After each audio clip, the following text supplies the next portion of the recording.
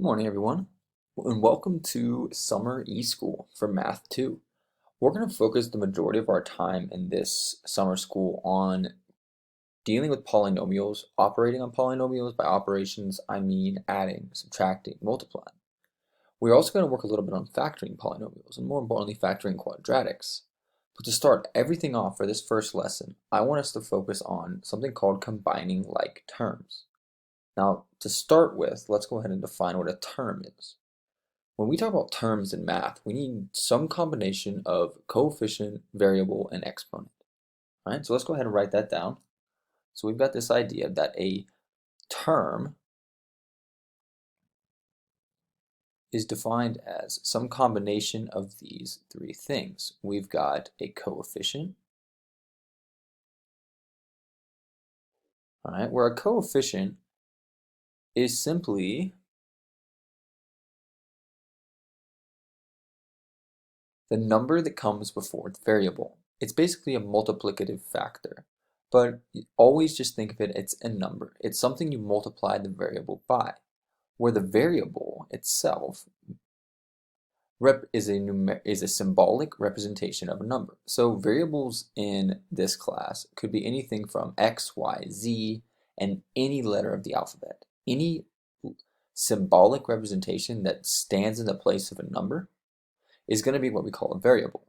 So I'm going to put over here examples of variables are X, Y, Z, N, etc. Anything else you can imagine letter-wise. The last thing we talk about is an exponent.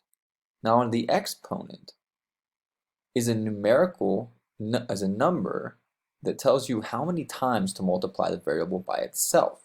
So in other words, if say you have this thing x squared, this 2 here is defined as your exponent. All right? And what that means is that I'm going to multiply x by itself twice. So I'm going to say this is x squared is equal to x times x. All right? So we've got these three ideas: coefficient, variable, and exponent. Now, I mentioned earlier that we were working today on something called like terms. Now, like terms are terms that share variable and exponent. So, like terms are going to share both variables and exponents. So, x, say we start with x. Like terms, examples of like terms with x could be 3x, 5x, 2x, anything where the variable matches and the exponent matches. Notice the exponent here is going to be x to the 1, right? So each of these have the same exponent, x to the 1, x to the 1, and they each have the variable x, x, x. All right? Now, the coefficient, you'll notice, isn't the same, but that's okay. In like terms, coefficients aren't important. You can have 3x, you could have 300x. They're still considered like terms. So let's go ahead and try another example. Let's say instead of x, let's say we have y cubed, and you're given the following information, and you want to choose which ones are like terms. Say you have 3x, say you have 4y squared, 5y cubed, and 6z. Now remember, for any like term, what we're looking for here is something that shares the exponent. So we're looking for something that has a 3 as an exponent, and the variable y. So let's check the first one, 3x. Right away we know this is not a like term because x does not match y. All right. For the second one, we look here and we say, hey, look, this has y. So that means our variables match, but our exponents don't.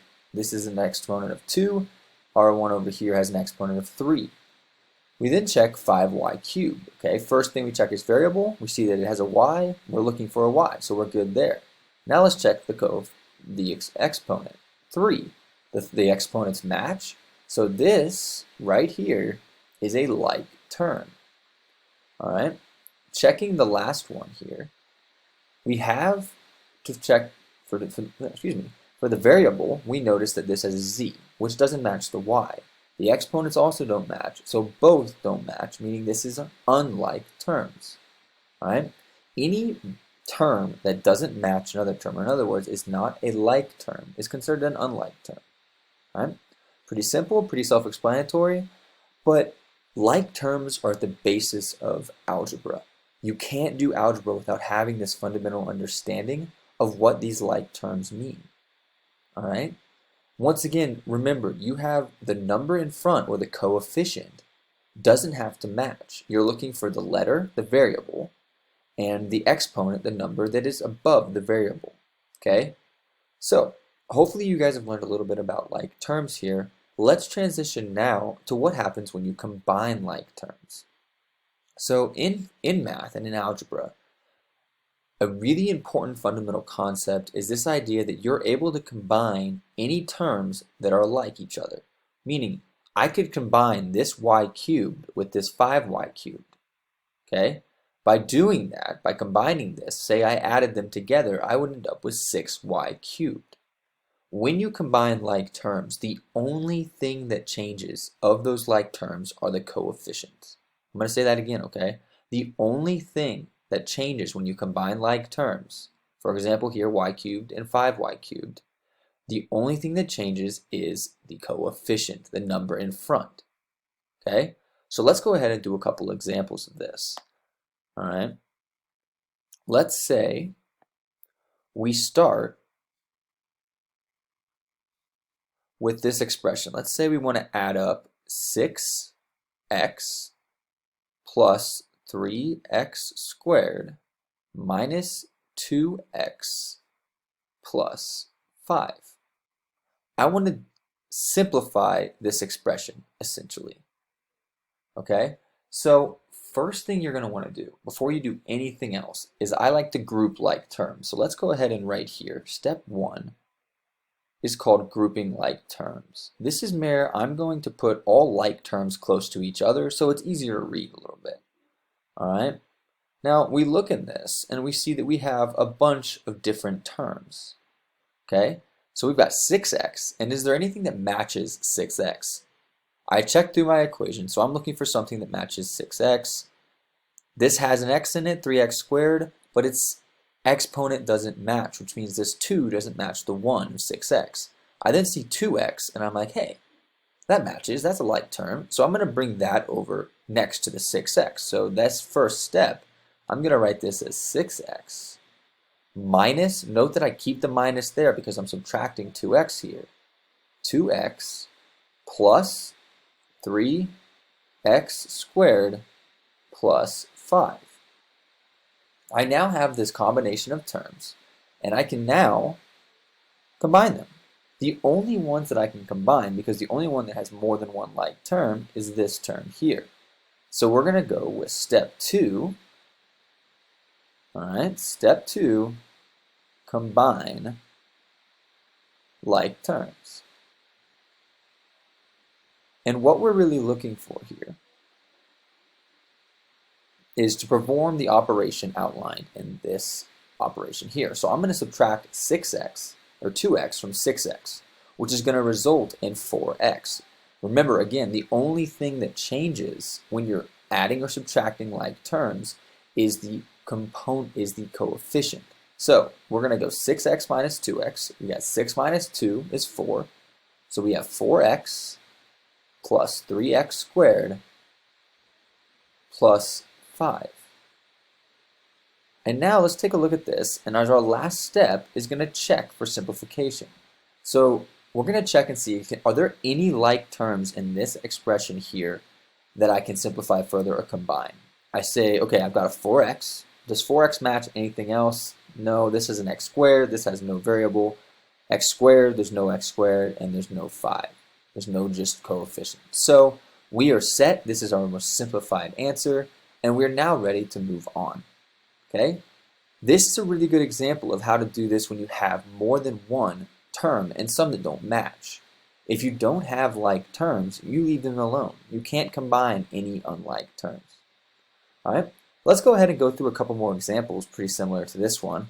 All right? Let's work with this like term. So let's say we have 2 times 3x minus 4 minus 6x plus 5. All right.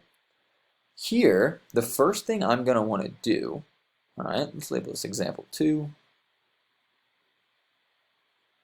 The first thing I'm going to want to do here, guys, is I'm going to want to distribute this 2. That's the first thing I have to do. So let's go ahead and do that. I distribute the 2, so I'm going to multiply the 2 by the 3x, and I'm going to multiply the 2 by the 4.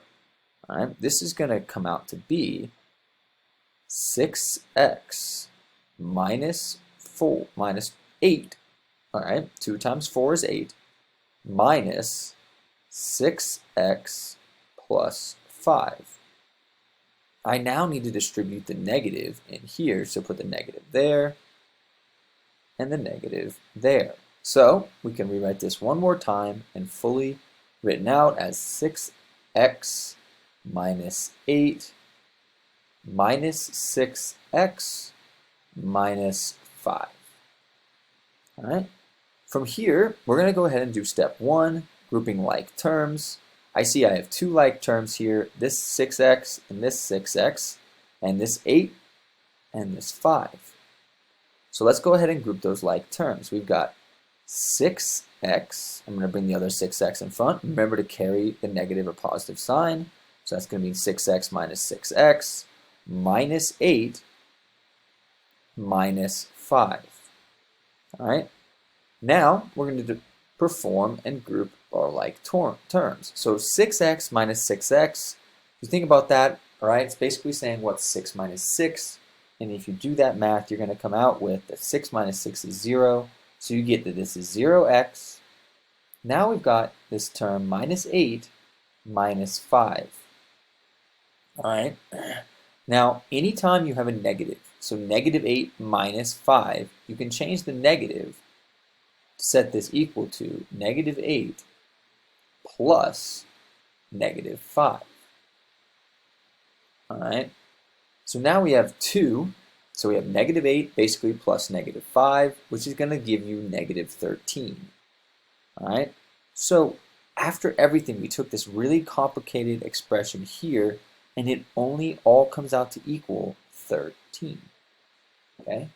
This goes to show just how powerful combining like terms can be when you're simplifying expressions like this. All right. A couple tricks of the trade, all right, that I've come to find pretty helpful. All right. I did one up here when I said this 8 minus 5. So I want to go ahead and do that down here. Anytime you have A minus B, you can rewrite this as A plus negative B. And you can do this anytime, okay? Other way around, too, is you can say this is A minus negative B, right? This is going to be the same thing as A plus B. Basically, what you do is you change the sign of the negative to a positive and then change the sign of the variable after the negative to the opposite. So here, I took the negative, made it a positive, and then changed this B to a negative. All right? Really important that you guys understand this. Working with negatives can be so tricky and can trip us up as we do some of these more complex algebraic manipulations, more complex just algebra or math, basically. So really key to remember that point. All right? At this point, for the last minute of this video, I wanted to share some of the key points of what we just learned. So back up here at the top of our sheet here, we learned that a term in math represents some combination of a coefficient, a variable, and an exponent. Let's go ahead and give an example of this as 4x cubed. The 4 here is your coefficient, the x is your variable, and the 3 is your exponent, okay? This whole thing, 4x cubed, is what we call a term. Now, like terms are terms that share the variable and the exponent. And with these like terms, you can combine them by adding, subtracting, multiplying, anything you want to do, as long as they share the like terms. Thanks, guys.